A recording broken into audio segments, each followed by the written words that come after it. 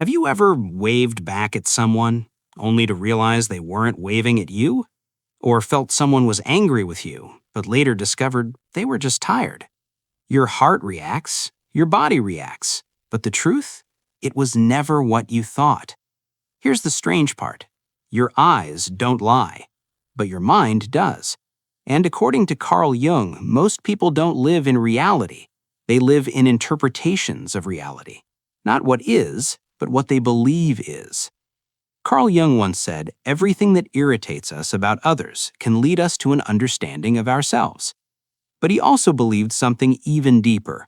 He believed that we rarely see the world directly.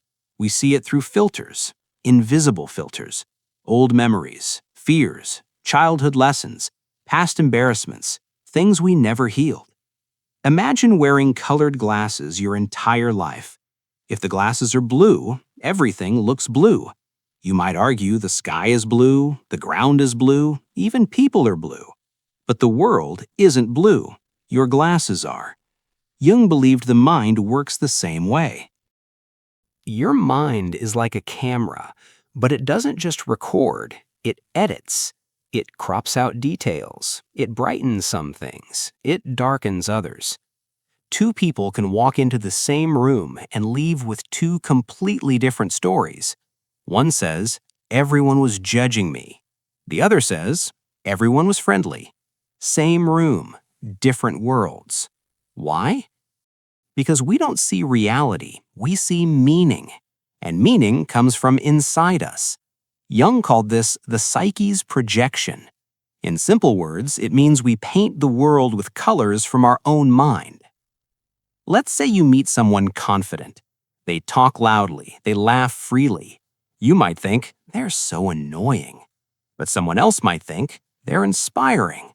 The person didn't change, the viewer did.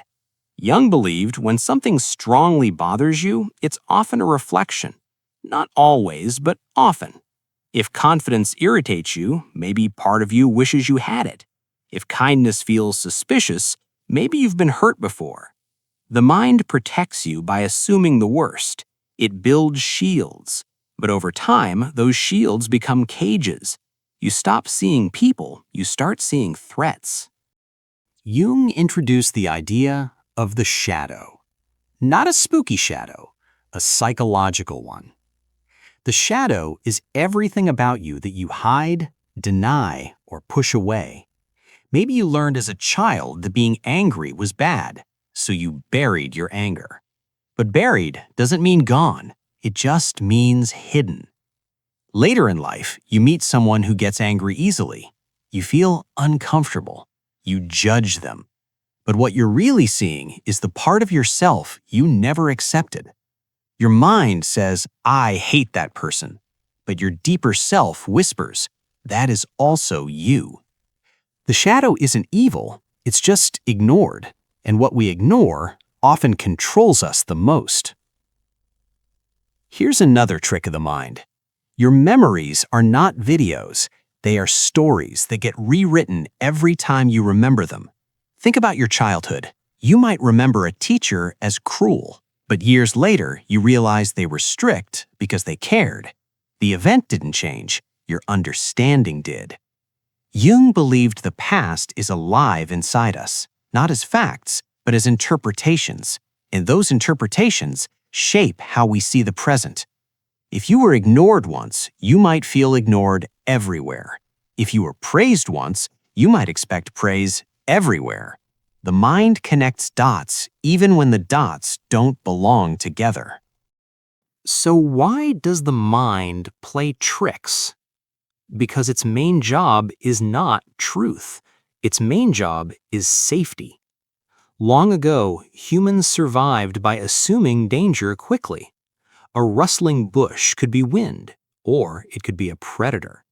If you assumed danger, you lived. If you assumed safety, you risked everything. So the brain learned to jump to conclusions.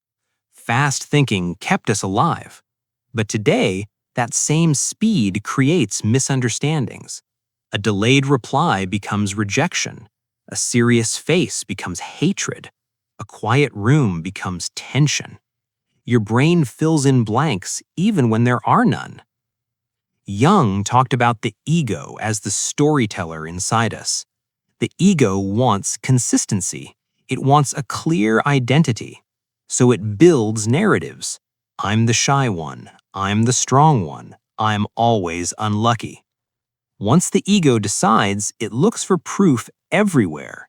You fail once, it says, see, you always fail.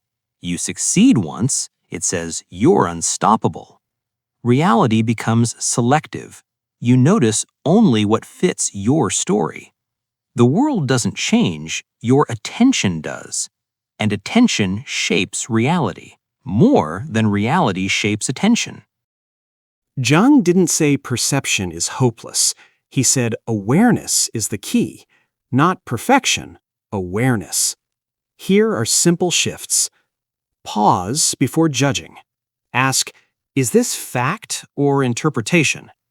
Notice emotional spikes. Strong reactions often point inward. Question first impressions. They are guesses, not truths. Accept your shadow. The more you know yourself, the less the world confuses you. You don't remove the glasses overnight. You just start noticing that you're wearing them. That alone changes everything. The world is not as simple as it looks, but it's also not as dangerous as it feels. Your mind is powerful, creative, protective, but it is also biased, emotional, imperfect. Carl Jung didn't ask us to distrust our minds. He asked us to understand them.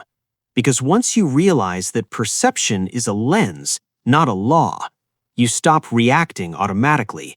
You start observing. You give people more room. You give yourself more grace.